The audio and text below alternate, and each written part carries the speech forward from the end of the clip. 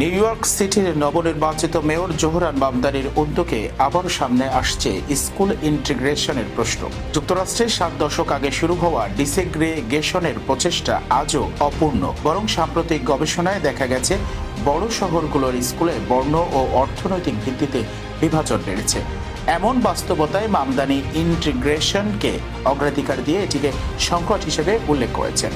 তিনি এলিট স্কুলে প্রবেশাধিকারের বৈষম্য মোকাবেলায় প্রতিশ্রুতি দিয়েছেন এবং ইতোমধ্যে শিক্ষা ট্রানজিশন কমিটিতে ইন্টিগ্রেশন সমর্থকদের যুক্ত করেছেন।